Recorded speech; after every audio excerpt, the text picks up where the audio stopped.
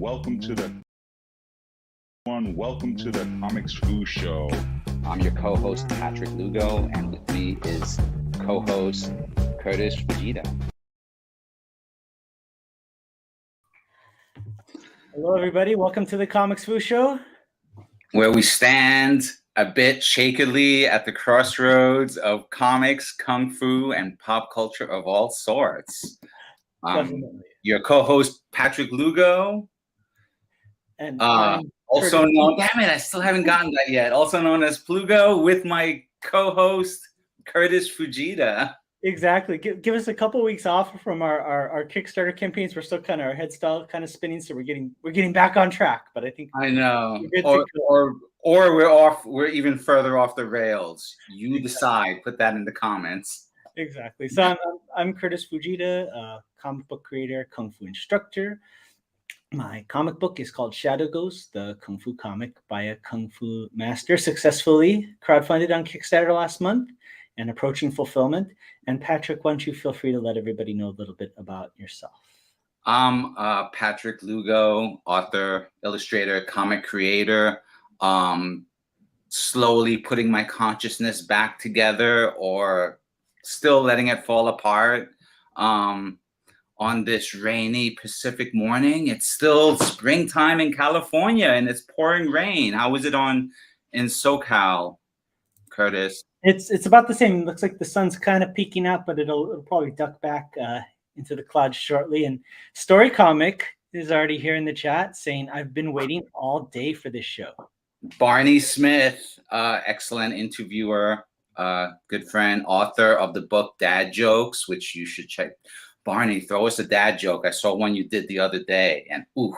Anyway, that said, I'm excited to be back after some time, looking at spreadsheets and whatnot. Definitely.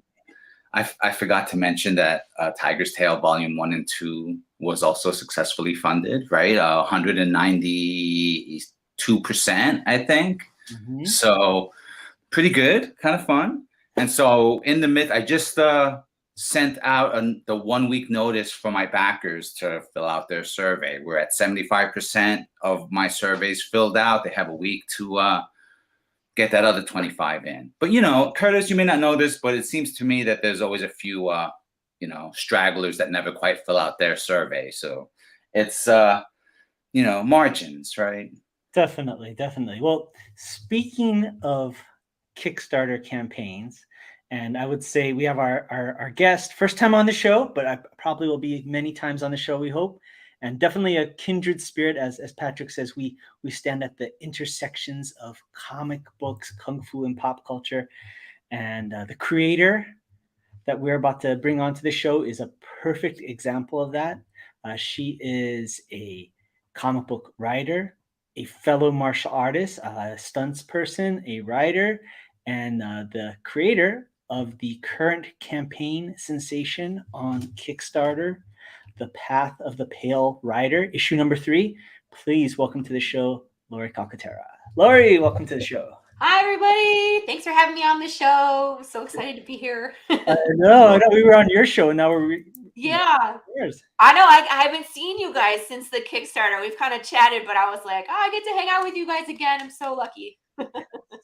Definitely. I was just telling a friend that as we were watching our last season of the Comics Fu Show, at each episode, you can see Patrick and I aging each time we had an episode as the campaign went on, right? You're familiar with campaigns. This is the third one for your it's a marathon. Not a sprint, people. It's a marathon when you run a Kickstarter, because you try and do interviews and shows throughout the whole campaign. So you're hitting, new audiences, the same audience, they can see you, but it's a lot for 4 weeks just to be like, hi, it's me. And we're talking about the same thing 12,000 times. But I mean, if you like what you do, like we do, then it's really not a burden. It's just like, ooh, I get to talk about my comic again. Hooray. And the one thing that I'm meditating on these days is that marathon isn't just 30 days. It's like about a 60 to a 70-day marathon, because there's the crunch time just before. Yep. There's the launch where you are at now. And then there's that quiet, crazy time after the campaign where Kurtis and I reside currently. There's Of the just plateau in the middle where nobody looks at your campaign and you're like, what's going on? oh yeah, yes, Hi, Barney, yes. by the way. Yeah. Oh, and here's a joke. Here's his dad joke. So what's the difference between a camera and a sock? One takes photos, the other has 5 toes. So, you know. Nice. Bravo. Very You good. get a golf clap. I know, Barney, your dad foo is mighty. You know? It really is. Awesome. Well, I was thinking we'll start, maybe we talk a little bit about yourself and then, your project, and we'll go into, all the nitty gritty of that. But Yeah. tell everybody a little bit about yourself and how, your background in martial arts, your background in Korean comic books, how all that came together. It's a funny story because my martial art career actually led to my comic book career. Nice. Which doesn't usually, I mean, you guys understand that, but most people do not. Mhm. They're like, how does that even work? So I started training martial arts in 1997. Thank you, Barney. Oh, sorry. Oh, no, not Yay! Excellent. So I started training Penchak Silat back in 1997 at a little school in a strip mall called King Dragon Martial Arts, right? We all know what those places look like. Yeah. And I just fell in love with, I've always wanted to do martial arts ever since I was a wee child, watching Power Rangers on the TV. I wanted to do it, right? Penchak Silat and weapons-based martial arts really appealed to me as a woman because I'm shorter, I'm smaller frame, you know what I mean? Like, so when we're empty-handed, you guys have a longer reach, you have more muscle. I'm at a disadvantage, but as soon as you put a knife in my hand, we're equals. So that's what really appealed to me. So I studied Arnis, I've studied Pakiti Tersha, San Miguel Eskrima. There's a lot of Filipino and Indonesian martial arts that are very weapons heavy. So I enjoy all of that. In about 2017, I met a group called Coattail Collective, and they are a production company in Detroit. And they were looking for someone to be an extra in a music video. One of their hip hop artists was producing a music video called I'm Like Bruce Lee, or I Am Bruce Lee, I forget. So he was a martial art fan as well, but with no training, right? And so when I introduced myself, I was like, I could be an extra, but what I can also bring to the table is other people who actually can do these things. And we can choreograph the fight scenes, and we can be your additional stunt people. And that's how our relationship started. So we were choreographing, we were filling in for when they needed talent. We were training the talent, short-term, long-term, just depending on how skilled they need to look on camera, like how to fake it, how to fake a fall, that kind of stuff. It's like not really hurting yourself, which people need to know how to do. So we produced some short films. My team and I did like it's like a video resume called Catfishing. It's a 7-minute long fight. It's all it is. There's like very little plot, and like we do talk, but it's terrible acting. So don't judge me on that. That's not what it was intent. Like, it's not an actor's reel, but we do like a stair run, and we do some knife fighting. We do some takedowns. I do a flying takedown. There's an additional fight, and then I run someone over with a car. Like, you know what I mean? It was a lot of fun, but that's kind of my first foray into writing. Mm-hmm. And like I said, it wasn't really story heavy. It was just like, okay, we're going to beat the crap out of each other for 7 minutes. But the production company was like, we like what you can do. Have you ever thought about doing more? And I was like, no, but I can. So I started writing web content for them. And again, still very action heavy. It was a sequential, I think I wrote 2 seasons. They were 6 episodes each of a spy drama called The Agency. And we started filming the pilot, but it was like right around the time we needed to do reshoots. My family relocated to Texas, so that whole project came to a stop. But I still have the script. Like, that would be a great comic book series right there. So I had I got that writing bug, right? That I could do it. And I got this crazy idea what would happen if death no longer worked anymore. And just spent a lot of time building the world, exploring the rules. Oh no, you put me on.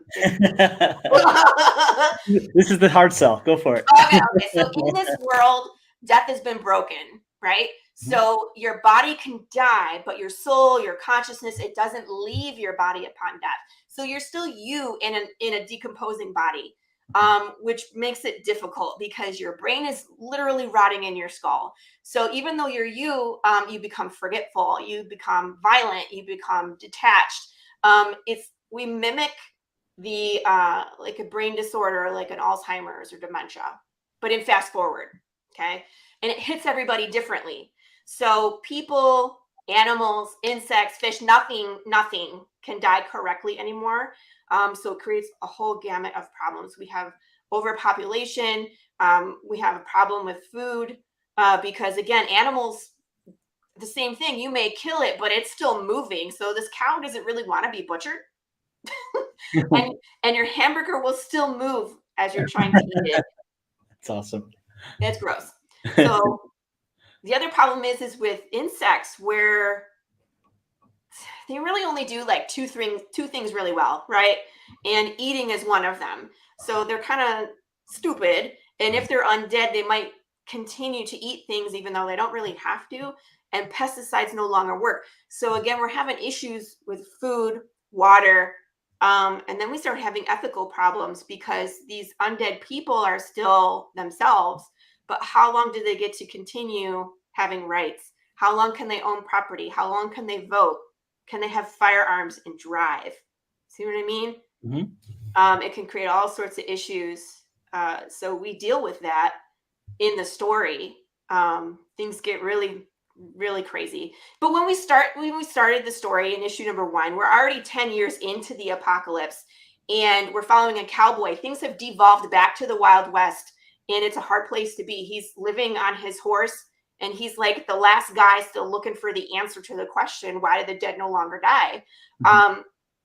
So you get to see him in the wild and like really understand consequences in this world where it's like, if you make just a wrong decision, minor decision can have huge consequences to what you do.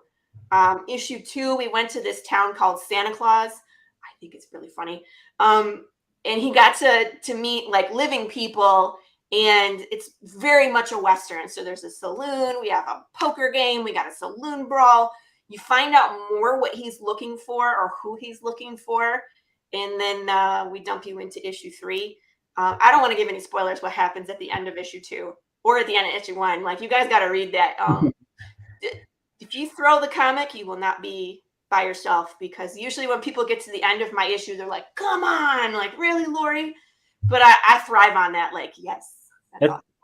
That's great. Well, it looks like you're sitting pretty strong. I mean, it's only been how long? 24 hours, if that? It's less than 20. We launched at like 6 p.m., 7 p.m. Eastern Standard Time. Wow. So this evening, will be 24 hours, and we're about 80-something%, 85, thanks to Barney.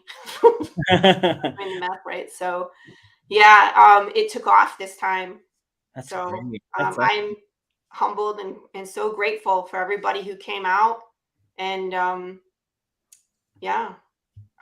been sitting there for the less than 24 hours, but just going like, wow. Thank you, people. Thank you. That's great. Well, you know, what I'm thinking, and I don't know, Patrick, what do you think, but I think, you know, because I want to make sure we get through everything on the Kickstarter. And I think we can kind of use that as kind of a venue to kind of go over things and ask questions about Laurie and her career and all that. And then we can kind of kill 2 birds with 1 stone, because let me see. I'm gonna go ahead and switch it to my view, and we'll just kind of scroll through it. Does that sound good? Go for it. Let's do that. Let me. Yeah, I mean, I just love the chance that we jumped straight into we went from, to my mind, we went from our niece Eskrima to Path of the Pale Rider in like 2 sentences. It's awesome because it's like it's all one thing. Right? Because when I'm writing this, it's like my martial art experience, my production experience, my love of Westerns and horror and science fiction, it's all in there. So if you like any of those things, it's a wild ride, guys. That's excellent. Well, let's take a look at it. Let's put some first. And I love the world building. You know, it's not just like a index or appendices or stuff like that. You're actually doing things to create the world, to create the environment, right? Yes, we cosplay. I've done photo shoots. We're doing additional content besides the comics, so you can actually participate in the world with we'll talk about the riddles, and then I do fan interactive short films for every issue. So you'll see like stuff where you can participate, the fans participate, and sometimes it's a thought experiment. Like I'll pose a question like, "What do you think wrote death?" And they can say whatever they want. So we have a fun time. That's But great. yeah, you can actually like participate with the world. You can interact with it like it's real.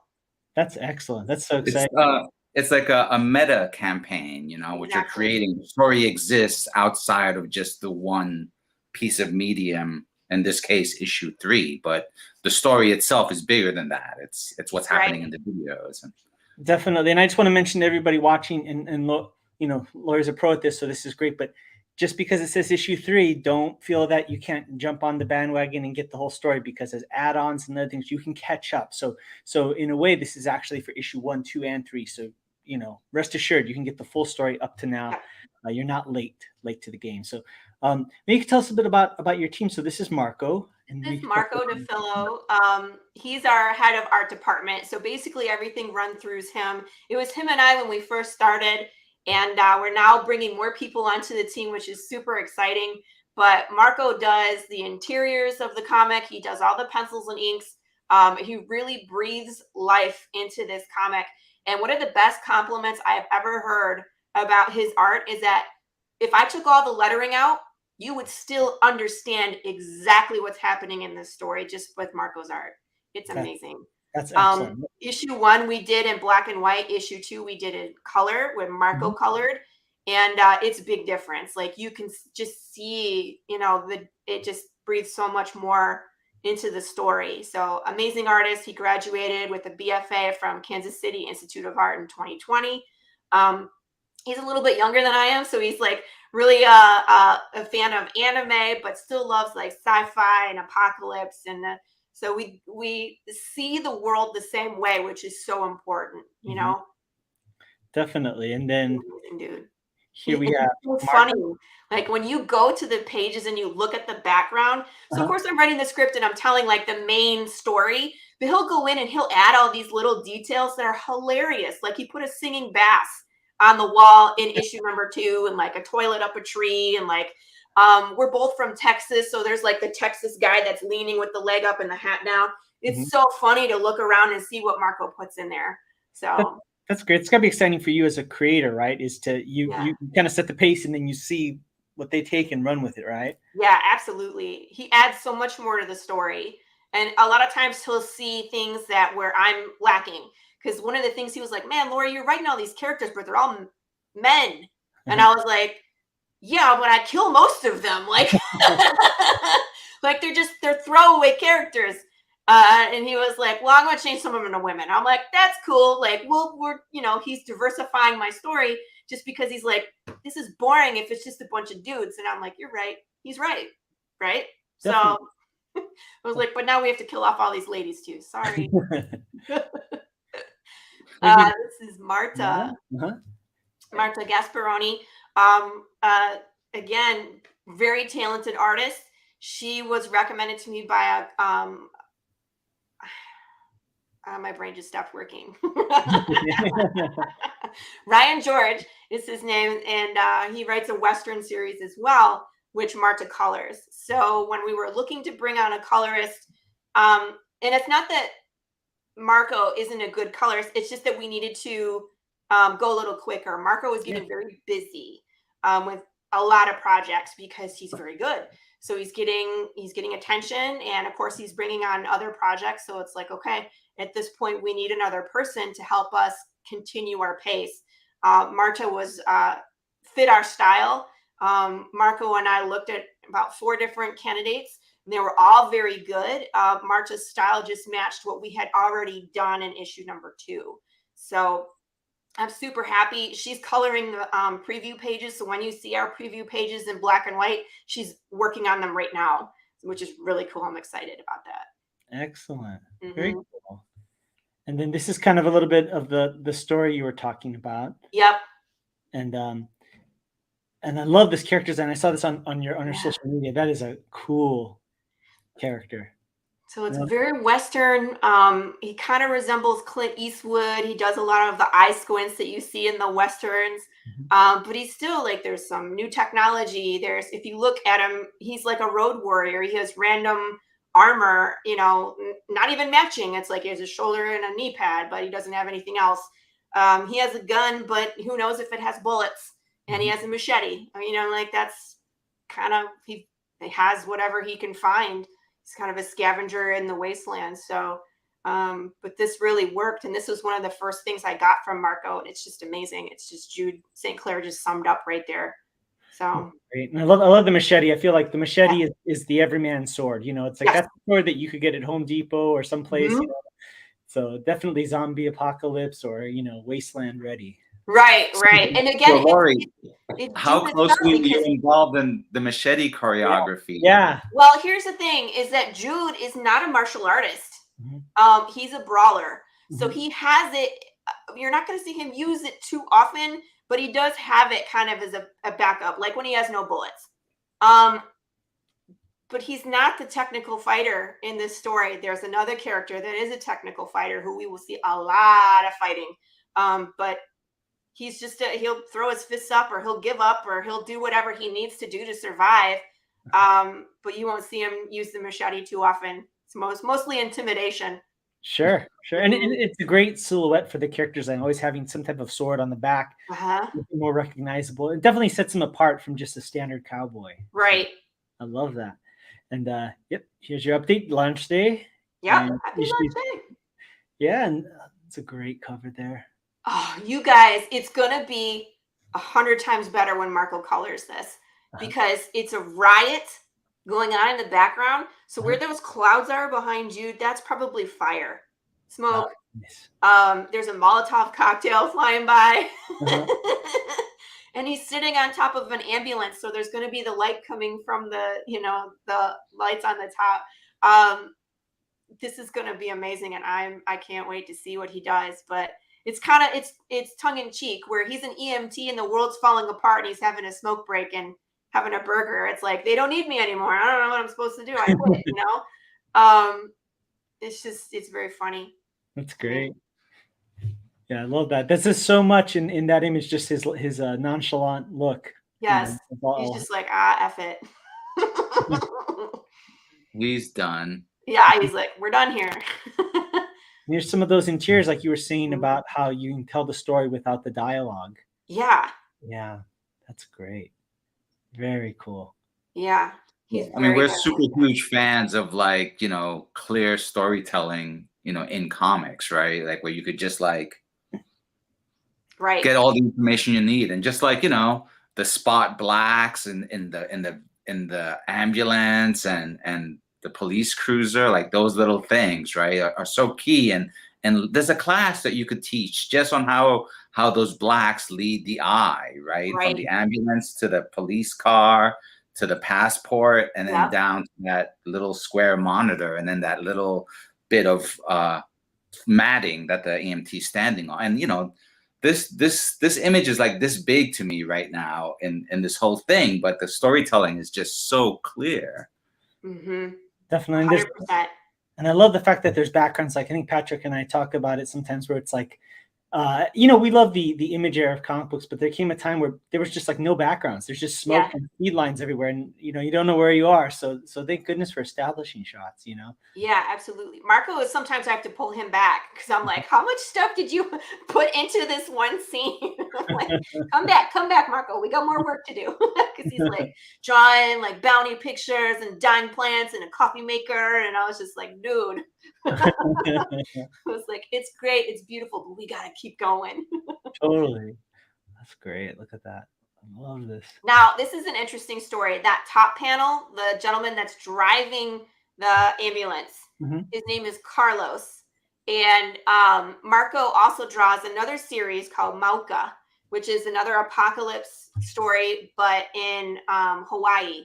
And there is a character named Carlos that has appeared in that one, and then another story that Marco. So it's like this is the multiverse of Carlos. He's not the main character, but it's the same character that keeps showing up in all of Marco's shows. So it's kind of funny. That's cool. That's cool. A little low key crossover. Yeah. So if people read other stuff from Marco, they're going to be like, "Hey, isn't that Carlos?" Soon it'll be the multi-dimensional adventures of Carlos. Yeah, Right? seriously. It'll write itself. That's great. It's a bad day for Mr. Frederick Needlemeyer.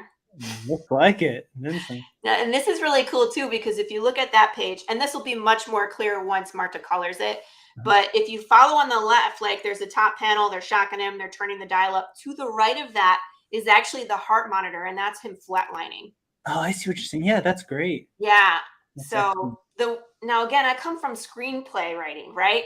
So when I wrote the flatlining sound from the monitor plays this entire scene. So that's one of the challenges of taking a screenplay and turning it to a comic, is now we lose the sound, right? So I was like, how can we incorporate that? Let's play with that visually. And that's how he answered. It was just like, it's going beep. I know you can hear it. You know what I mean? Yeah. It's that sound in your head that plays this entire scene where he's dead. That's great. He is. I love that staging on the bottom, him consoling him. That's Yeah. So I'm curious to learn a little bit about like your thinking, your choice to set your work in a world that's recognizable, right? In contrast to like, some fantasy world or some completely, it's so post-apocalyptic, it might as well be a fantasy world, right? So I was just because I'm looking at these scenes and seeing how well they're realized, right? Like a real world setting, ambulance, police cruisers. I'm just wondering if you could go a little into like the thinking behind that, the thinking behind creating your story, in a world where you can have this sort of thing, this sort of imagery. So when I wrote the world, I wanted to have a real life approach of how people would react to this if it were real. So it only made sense that we started it when it almost like in our own reality. So when I wrote this, it was 2018. We started production in 2020. I had a couple false starts. We had other artists that, there was the freaking pandemic and things crashed and burned. But it made sense that it was 2020 in my head when this broke. So I wanted it, like I said, to be realistic, because this is how I think people would react. And sometimes it's hard to take a look at ourselves as human beings and see how ugly we can be towards each other. But that's the reality of it. So it makes sense for it to be placed in the real world. We're going to watch things crumble from where we are until we get to the Wild West again. Definitely. And I think, isn't it funny, like, not to go too far into it, but like post-pandemic or, post-initial pandemic, whatever you want to call it, our view of things is different, right? Like all of a sudden we've been through the other side of that kind of thing. And even face masks. I still remember when the face masks were first going, I was at a drive-through, and some guy was out of my peripheral vision. Martial arts, we're always aware of our environment. Yes. And I saw somebody kind of coming towards my car, and they had a mask on, and I forgot we were in the pandemic. Yeah. And I thought I was about to get jumped. I immediately kind of went on guard and, like went to the pocket knife and was like ready to go. And I was like, oh, wait, this is what we're doing now. Yes. It's not a weird thing. But just like this image here for this cover, I mean, that's not unusual necessarily. Now we can relate to that, much more. Right. And again, I want to remind people, I wrote this in 2018. So when you see, especially like this issue and number 4, where we fall apart, you're going to see a lot of things that are familiar. Yeah. And it scared the crap out of me while we were actually going through them in real life. My sister has read the script and she was like, Laurie, she's like, stop writing, please. Things are happening. Like, I'm not making all this happen. It's just happening, So yeah, we're going to see something like this happening where it's like one side, they're very polarized. No pulse, no rights. So once you die, you're done. You don't have any rights anymore, right? And then, of course, there's the other side that we're dead outside, but we're still human inside. You could take away my rights. I still have feelings. So, it's going to be rough. It's going to be hard Jude, and for all the people at this time, issue 3, we cover about 5 years from the beginning of the fall until we get to the end of issue 3. We cover 5 years of stuff. Wow. It's a rough ride. Excellent. Well, let's go over these covers. So who did this cover? This is by Angelo Aquino. I've been watching his career for a while. We've been friends on Facebook. He actually teaches illustration in high school, so he is not a comic heavy artist, but does like vector art, and his illustration is so it's so emotional. And it's weird to have like a digital art carry so much emotion and spotlight drama, but he's so good at it. So when we came around and I kind of like I usually have about 5 covers. So I'll have Marco's A cover, and then I'll do 4 variants. And I'll usually hit up 2 guys who are very comic related and 2 guys who are not. Guys, women, whomever, artists. Yeah. Okay. This one is done by Everett Watkins. He's a graphic designer. That's great. So he also is in comics, but he was like, "Do you trust me?" And I was like, "Yeah." He was like, "I'm going to go graphic design on it." I was like, "Go for it." And he was like, "It's going to be Big James." I'm like, "I'm all here for it." Right. So, and then turned out this beautiful monstrosity. Big James is the undead bear that Jude comes across in issue 1 and wreaks havoc throughout that comic. He's just an unstoppable force. So yeah, I love that one too, Barney. It's going to be so hard to pick. It's going to be way too hard to pick. Man, I don't know how anybody does it. Yeah, that is great. And it looks like it could almost be a poster. It's just designed so well. Yeah. And we got a couple coming soon. David Sanchez is an image cover artist. Excellent. He has done covers for There's Something Killing the Children, which he just did one for Witch Hammer. He did one for World Tree, which is an up and coming series on Image. William Russell will be doing a spicy cover. But it's an issue that we haven't talked about yet on most of the things that I'm bringing to light. So what happens to things that used to be taboo after the apocalypse, and they become less taboo, or what? So that's going to it's going to elicit feelings, but it's also going to make you think. So that was the plan. So they're both going to be awesome covers. Very cool. And as we said at the top of everything, the previous issues you can catch up. So here's issue 1. Look at this amazing cover. Something that happened in issue 1 that we hadn't planned on, it just kind of happened, was reflections. Marco drew a ton of reflections. And one of the really key moments in this story is Jude stopping to pick up this glass on this cliffside road. And he had to like wrench it out of something, and it went flying in the air. He dove to catch it. He put his life at risk for this glass, and it shatters and it wakes up the bear. So his decision to pick up that glass is kind of what sets this issue in motion. But it's like, you got Jude, you have his horse, you have a zombie, there's the bear in there. It shows his disc. So there's just like so many reflections. And Marco was saying this is very much about shattered society and how things are a mess in this world. And they very much are. That's great. And I love that it's like when you look at a lot of cool movie posters, there'll be a montage and we always see like the big head, little head, big ears. This is a really clever way to get the montage in, in a unique way. So I really love that. You really get a lot of information. Essentially, you have panels. You have a bunch of panels. Yes. Yeah. He plays with that too. He plays with that in issue number 2. You'll see it where he plays with panels and they become something else. It's really neat. That's excellent. So here's Interiors of One. Again, this is in black and white. We do have intentions of going back and coloring this. We just got to raise some funds to do it. But when we get through issue 4, we're no longer going to produce floppies of 1 through 4. We will produce a trade paperback. And at that point, everything will be in color. So, yeah, here's that glass. Look what he's doing. Like, what an idiot. And then here's Big James. Woo. Good luck. I love that name. That's a great name. Big James. I saw on the fast food bag earlier. It said Big. Yeah, James. exactly. There's always going to be this homage to Big James on the cover. He's a fan favorite at this point, even though like really he's just the most terrible thing you could ever see. People love him. There's a current history of crazed bears. Now there is on film, so I think Big James might be the selling point for the bears are hot right now. Our issue 1 was out before issue 2 was done before Cocaine Bear 2. Exactly. What can kill a cocaine bear? An undead bear. So there you go. Yeah, that's about it. So is this issue 2 that we're looking at? Yes, this is issue 2. Great Mark time. Odefello's colors. Again, he's in the town of Santa Claus, which is a rough place. There's this town drunk on a table talking about the man of gold who snared death, and we're all stuck in the apocalypse. Well, he feasts and drinks and blah, blah, blah.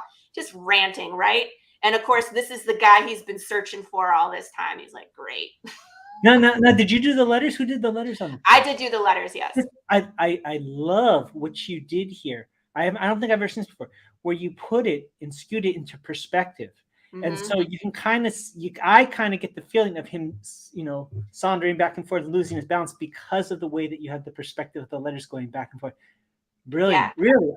My hands off to you. That's really, really clever. I've never seen that. Well, it's like the more riled up he gets, the crazier he is, and like the more off kilter all the words are, to the point where he falls off the table and it's like his words are like now scrambled and it's just my head hurt, you know what I mean? Because he's drunk. He's drunk and they goad him on. They give him drinks and then they ask him questions so that way he does stuff this and like, that's their form of entertainment in the apocalypse. And it almost seems like the court jester. The court jester is always the one that knows the truth, right? Nobody listens to him. Does he? I don't know. You gotta find out. But this is the guy. So this is what I was talking about with the panels, where the cards become the panels of the comic. It is like, this is so cool, That's so clever. That's so clever. And one thing I noticed earlier too, I love that the panel borders. I didn't want to say it first because I thought maybe it was an unfinished page or I was missing them, but I love the panel borders are like pencil and kind of rough. It's not the standard super clean, black lines. This is great.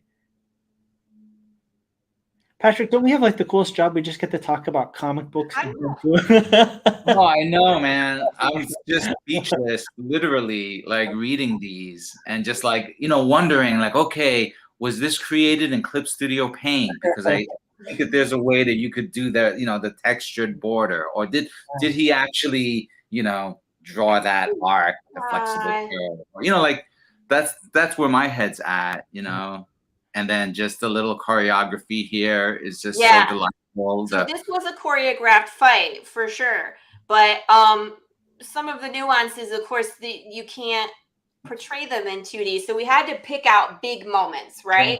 Like him putting the hat over the dude's face and then punching the other dude. And then one of the other challenges we had was that Jude's character, he would not hit a woman. And of course we changed one of the men to a woman, so then we had to change the fight slightly to deal with this extra person that Jude would not punch.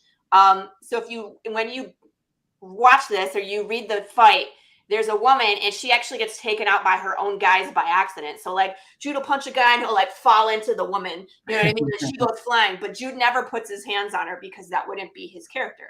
That's so it was just really interesting. Marco did add the Spartan kick at the end there. I didn't write that in, but it looks really cool. And I was like, I buy it. I love that middle panel there, how the word crack, it basically has the color scheme of the two guys, so you kind of get more of that motion. I love, that's what's so great, is little things like that. And when you see stuff like that in a book, you can tell people care. Yes, it's not enough just to get by. So that's right. That's well, great. When I letter, I'm usually pulling the color scheme from the colors on the page. That's great. No, it makes perfect sense. I mean, so many choices. Like Curtis, if you scroll back, like the fact that the guy is running in front of his shout, right? Like, so basically he shouted and then he ran forward. And so now he's running in front of that shout. And it was that shout that gave him away in the first place. Yeah. Like all of that in one panel, just based on that lettering choice, Yeah. And then the setup for like the actual well, block, punch, like. Yeah. Definitely. Great stuff. Great stuff, It's Laurie. good. Yeah, I mean, we talked about that fight quite a bit because that's one of like the big things that happens in issue number 2. So spent a lot of time on there. That's great. And so what is now this is it says it's a choose your own adventure. Yeah. So last campaign, okay, so first campaign, when I was talking about the world, so many people were like, wow, this is a really cool place. You've thought of all these things. Do you have a choose your own adventure book? And I was like, no. But that would be fun. So I wrote one. This is That's a 60-page manga Wow. sized black and white choose your own adventure book. Nice. This is a spread cover from Marco DeFillo. Once you there's an inside joke on this cover, but you have to get the book and like close the book to see what the joke is. Nice. Too soon. It's too soon. I thought it was hilarious. But the interior is actually illustrated by another artist friend of mine named David Rodriguez. So you're going to see stuff like this where it's written by me, but the keep going. Talk to Jane Doe. It's illustrated. So that's a bowl of soup she offers you with the skull floating in it. It's good. It's great. Oh my gosh, that's so like that takes me back to those old choose your own adventures. I mean, they'd have the full page drawings, but they have those little vignette things. Oh my gosh, that's crazy. So we do have both. We have full page illustrations. We have a lot of vignettes. There's a lot of really gory deaths. I think there's one path you can go where you become undead and you continue.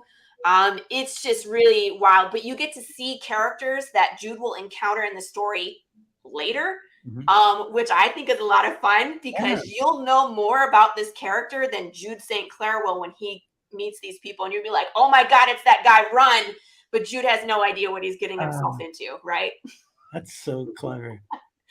That's so clever. And then add-ons, you have quite a variety of add-ons. Yeah, we made it. Typically people are like, hey, I like this one, but can I get this too? You know what I mean? So I made it very easy. If you like a certain variant cover, but you want to add a t-shirt, you can do that. If you want to get the A cover in one of the variants, not all of them, you can do that. You can add on the choose your own adventure book, which is awesome. I highly recommend that one. So we just make it very easy for you to customize your own, reward level. Get what you want, people. That's great. And if it's not there, send me a message. I have someone that sent me a message that was like, can I do this? And I was like, we'll make that happen. So that's great. Yeah, it was when I made my pledge, it was great because I was able to go ahead and I think you kind of see on the side here your selection. So I first got the early bird, right? Because that's always a good deal. And I knew I was going to get the collectible sticker, but then I went back and I was able to get the digital catch up of the other 3 issues. So that's what's so great about the add-ons and the way you have it structured, for people of all commitment levels and, whether they're new to it or they've been along for the ride. Great options. And this is really cool. Patrick and I, Patrick played around with the idea of the comics Fu reader, right, Patrick? Yeah. Because Laurie's doing something like that, but I'll hand it to Patrick because Patrick had a similar idea of how to have a cool stretch goal for his first campaign. So what the comics food reader was like a little once we were in stretch goal territory, right? Like the whole kung fu and martial and comics thing was linchpin to it. So the idea of offering Kurtis the chance to preview Shadow Ghost, but then reach out to some of my other martial arts friends who are involved in some kind of comic type endeavor. Also like you writing and then having an artist do it, or like just determined to do it all themselves, like retell the story, the origin of their Sifu's history, so it's more of a comics themed learning program as opposed to like a story, and so I reached out and just, got a couple of pages of each one to assemble a little extra reading material, right? Like something else on top of the graphic novel that you were backing, right? Like a little something so that, if you like this, maybe you'll like what these other creators are doing, that's such exactly a key thing, Yeah. So these are all, this is at the 5,000 level, which, fingers crossed, and I don't doubt it very soon because you're you're on fire right now. So It's great. you're on fire. So you know, why don't you tell us a little bit about this, because it says it's 8 amazing PDFs. So Yeah. So in my last 2 campaigns, I ran a stretch goal that were physical items like prints and stickers and experiences, stuff like that. But usually all the stuff that you get is like physical backers only. And when I saw someone else run this, and I'm like, this is so much smarter, because if you're a digital backer, like I have digital backers from overseas, they can't physically back. Sure. You know what I mean? But I would also like to include them in stretch goals. So this is the answer. So I know all of these writers, creators personally. They're amazing stories, and it's a little bit of everything, but it's like kind of walking through my head. So you get like supernatural, Worthy Chaos Redemption. Her story is like supernatural, like Buffy, a Silent Hill. It's a lot of fun. She creates so many adversaries for her 2 protagonists. It's insane. Like zombie mermen. What? Just insane creatures. So it's a fun ride, and she just throws everything at you. Both Avalon and Ray's are zombie trope. They're both a little different, but amazing stories. And I've known these guys since like when I was Kickstartering issue number 1, we became aware of each other because they were running campaigns at the same time. And we were like, well, I'll do zombie stuff. Let's be friends. But their stories are amazing. Brandon Starocci is running Avalon, and he has a campaign that's coming soon in April. So nice. Mother's Whisper will mess you up. It's horror. Not my buddy, he's my friend, but also my publisher, Chris Hayes. He's one of the CEOs of Charter Comics. This story, he let me see one of the panels when I first came on to Charter, and I was just like, oh, you're just like me. You're just as warped as me, sir. I didn't even put much of a description. This one is an experience. When you get to the end, you're going to question everything in your life because it will make you think. Sisson is the funniest comic book I have ever read. I don't normally read too many comedies. I'm more into like the horror or the drama.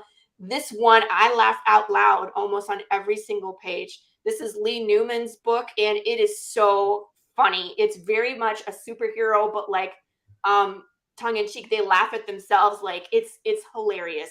If you don't laugh from this book, you don't have a sense of humor in your life, you know? Nice. Well, I mean, one thing I have to What? say, like, when you're reading a lot of scary stuff, right, having a little bit of humor goes a long way to just reset the palette and to give people a chance for a breath. And if you look at some of the greatest novels, right, they might be super scary, but there's also a little bit of humor in there some way, just to give the reader a chance to breathe. So Yeah, absolutely. Great choice to have that in the mix here too. It's just such a great story. Anytime I have a chance to promote Sisson, I do, because it's a great read. It's hilarious, and I'm a big fan of Lee Newman. So anything that he writes, I'm on board. PTSD is Paul Gomez. I know you guys are familiar with him. I was like, just pick one because you have so many. And PTSD is definitely the one. Like, this is an award-winning comic. It's an amazing story about a veteran and the things that he sees from his trips and his PTSD and what he's going through. So has a message behind this one as well. Nice. Orphan Bloodline and Ink are both new to me, but they're amazing. Like, Orphan Bloodline is like every single sci-fi trope you can think of, where it's like mutants with genetically enhanced bodies and biometric additions, and they like travel in time, and they like it's wild, but it's definitely a great read and a wild ride.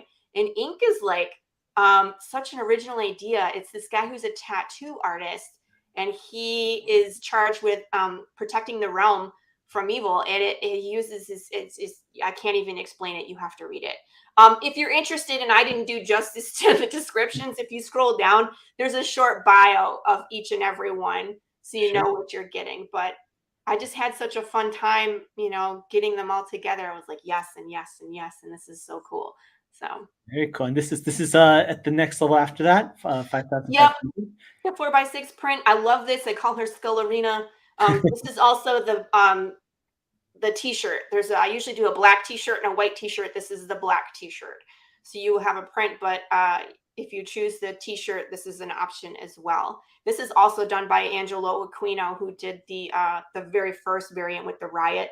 Sure. So he does, like I said, he does great work. He sent me the file and it's custom. I can custom change the colors. So he sent me the layers. Oh, nice. So he's like, hey, you want to make it pink and green? You can do that. I was just like, I love you. That's great. That's gorgeous. It's so cool. And so here's a random question, Laurie. If someone wanted to just show up and say, I want that t-shirt, could they support your campaign and just get the t-shirt? As an add-on, and it's there, but I do have a t-shirt level that comes with a comic. If you just want the t-shirt, just talk to me. I'll send you. We'll work it out. No, I mean, I'm just like, it's because that's just such a good design. That I'm like, oh, that could just sit in a t-shirt shop, you know, in and of itself. So, Definitely. so maybe for when you have a brick and mortar, you know? Yeah, I have a website where all my merch is there, so people can get all my t-shirt designs. I have a few at this point. I think I have 6. So Yeah, fantastic.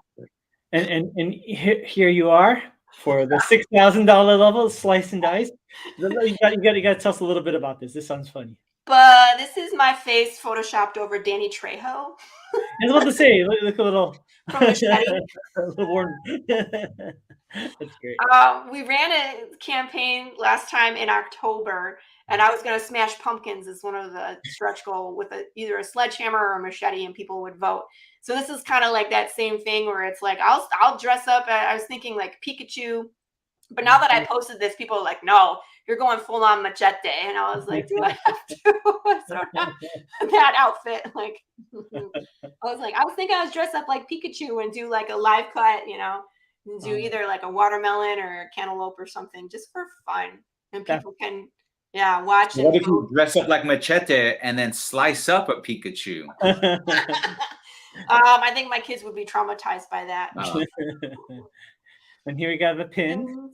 Yep, I have people asking me for pins. They're like, I need pins and I need stickers. I'm like, okay, then we'll put it in the stretch. Like, I have this hat. I usually have other people's stuff on my hat. Like I have Worthy Chaos, and I have this is Sam Vera's There's an Alien in My Toilet. So I have a couple other ones. I just haven't put them on yet. So this could be my pin hat. So it's like, I need one for myself, please. Very cool. And sticker pack. And these are images from the interior of the Choose Your Own Adventure by illustrated by David Rodriguez. So there's a Big James, there's a disc, the heart monitor that they all wear, and then the symbol of death, of course. Great. And then more to come as we see. If we get there, we'll surprise you. I have to surprise myself. and there's all these riddles. Yep. If you could tell us a little bit about this, and this is kind of that world building that you were. Yeah. Yes, thank you, Barney. So what happened is when I was world building, I did that first, and then I decided, here's the path my character takes through this world, and where his decisions led him. Sometimes we don't get to see some of the other cool stuff that is built into the world. So I was like, well, how else can we explore that? So, see you later, Barney. Barney, always a pleasure. Let's do tea sometime. Tea. I'm going to be on Story Comic at some point as well. He's going to squeeze me in because he was booked. That'll be awesome. I look forward to that too. Barney's awesome. So this one, if you solve it, it will actually take you to a place in the real world, a digital place where other people who have solved the riddle are there. And this is where you can claim your bragging rights of the date that you solved the riddle. So I like this one because if people start at the beginning and they solve this, they get into that group, and then every riddle that we produce will be put into this place, and you can put in your date that you solved the riddle and interact with the other people there. So that's excellent. This one. So Jude St. Clair is what they call a coda, a child of a deaf adult. So he can sign. He is not hard of hearing or deaf. But he can sign, and you're going to see that in issue 2, 3, 4, and ongoing. But a lot of times, what he's doing is he's talking crap with his hands. So he'll look at you and be like, "That's great," and then he'll do like, which means bullshit.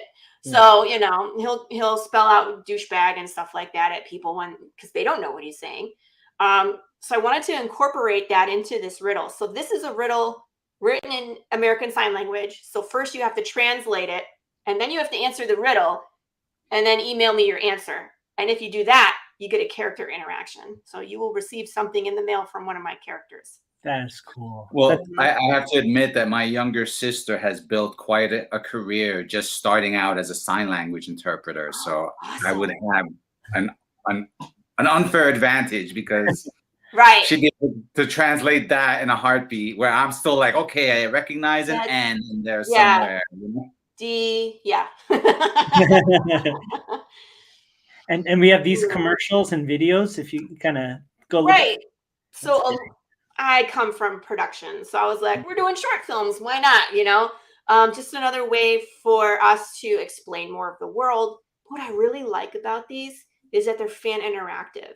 So if you read the story, you love the story, I always open these up for submissions. So with the world of digital technology, you can film at home and we transfer it to me or put it in a Google Drive where I can grab it. So I have people that I'm not in the same state and they're in the short film, as long as they can follow the things I ask them to do. So Curtis, what do you think about hitting play on one of those? Yeah, let's do that. Let's do this one. This one here. And there we go.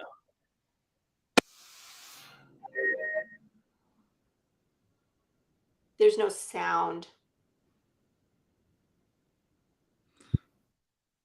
Do you hear it? I don't hear it. I don't hear it either. Okay, sorry, 1 second. You can't hear it? No. No? Okay, let me see. Maybe we'll just direct people towards it because I know we're winding down here. Okay. Yeah, sometimes StreamYard's weird about like moving tabs or something. Yeah. So, but I do recall seeing a piece of this. I think in one of the trailers Laurie put out, and there was a huge surprise, and I jumped back in my seat. So, oh yeah, better let people have the full experience than for us to spoil it. Yeah, exactly. Well, but I used to do like some kind of stunts, like we lit things on fire in the first one, and we had a simulated riot and a shooting in a safe way. Of course, everybody was safe. And then in the second one, we did a stunt, and it'll grab your attention at the very end, like, oh my God, did that just happen? But again, everybody is safe. I know what I'm doing, so it's not like I'm putting my life at risk and I'm gonna end my comic career in a fiery splash of whatever. It's what the professionals call stage magic, right? Exactly. And then I'm currently working on the short film for number 3. I'm about halfway through the video editing, but it still has like color correction. And we did some drone work this time. Nice. It has a lot of potential where I'm sitting, so I'm hoping that you guys will enjoy it. It's more of a slow build horror.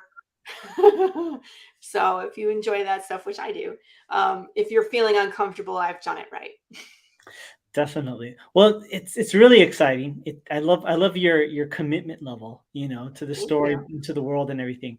And it's just I'm excited. So I already backed it. I hope everybody else backs it. Check it out.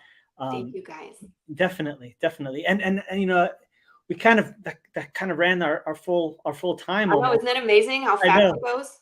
Well, I wanted us to make sure we covered everything, but there's so many more stories to hear about you and to talk about, and just to geek out on martial arts. I know. I think it's like we're gonna have to do this again. Yeah. I mean, I didn't even get to tell you my story of being the vice president of the college kung fu club where I learned arnis. But it was close enough to kung fu, but just that whole thing of weapons first instead of you're open probably hand. closer to what I do than kung fu. Yeah.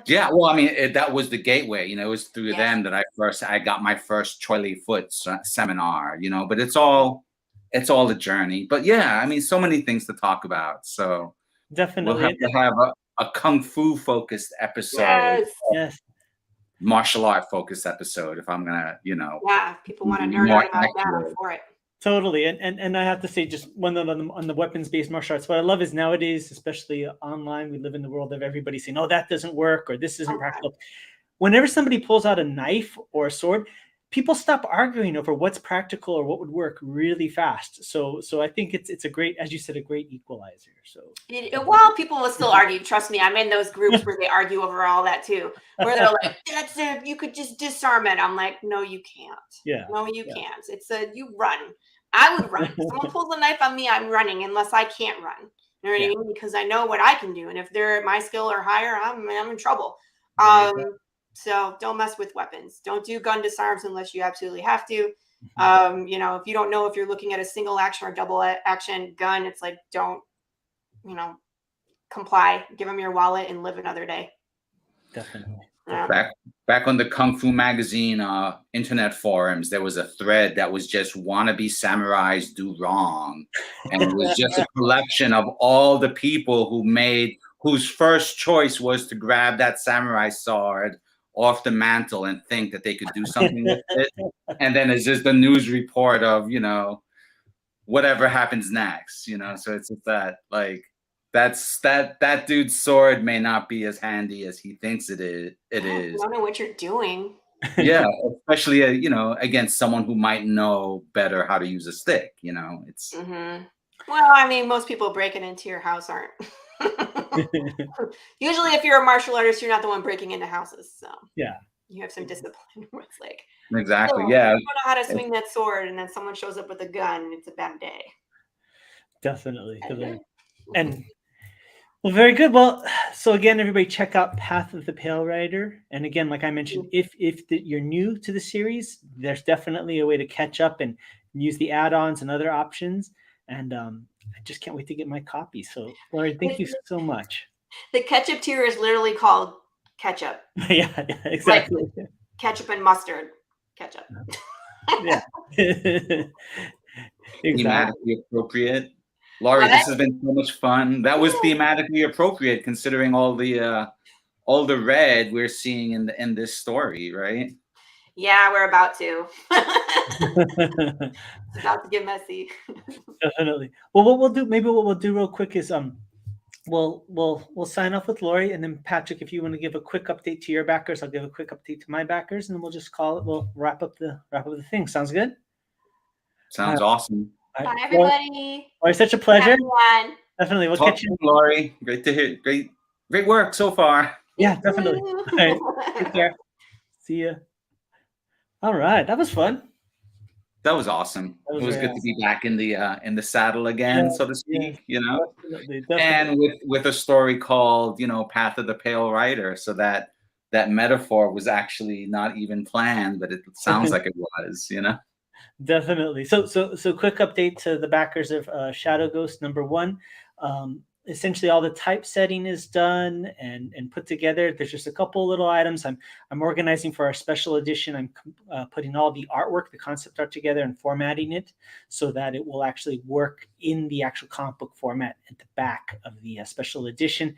And then it's moving on to the Kung Fu Skills video portion. So going to keep moving forward with that, but all the covers, everything's in place and, you know, making some good progress. And Patrick, how about for your backers? What do we have?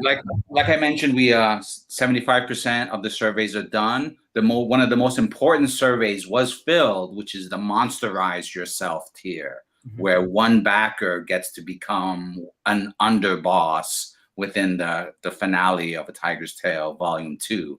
So why that was important was because that backer had to upload some, even though I know who that person is, I wanted them to get an option to upload some photos so that I could draw them accurately.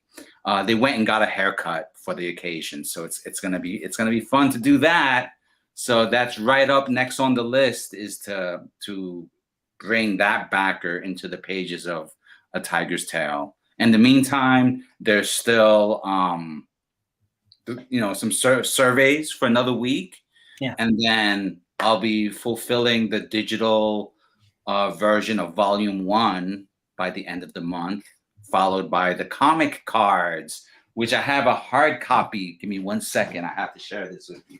Okay, sure. And just a reminder to the backers of Shadow Ghost, please fill out those surveys. Still need some of you guys to fill out the surveys so I can make sure I get you your copies.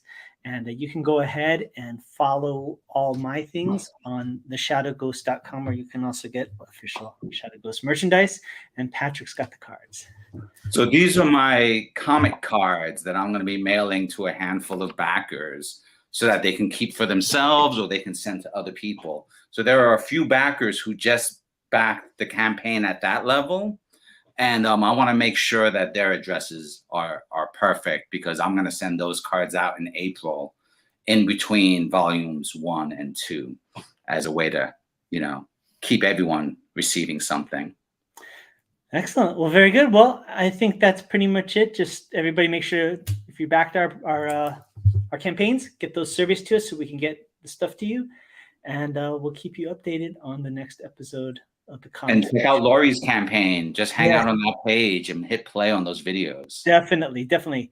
Immerse yourself in that world. There's some amazing stuff. So please check it out. All right. And also, as always, whether or not you can back it at this time, sharing it is always a huge plus. So make sure to share and spread the word. It doesn't cost anything but 2 flexes of your index finger or a tap of your thumb. So please do that. It's a tremendous help to those of us running campaigns. So that's pretty much it. I guess want to call it a day. Yeah. Until next time, folks, on the Comics Foo Show. Definitely.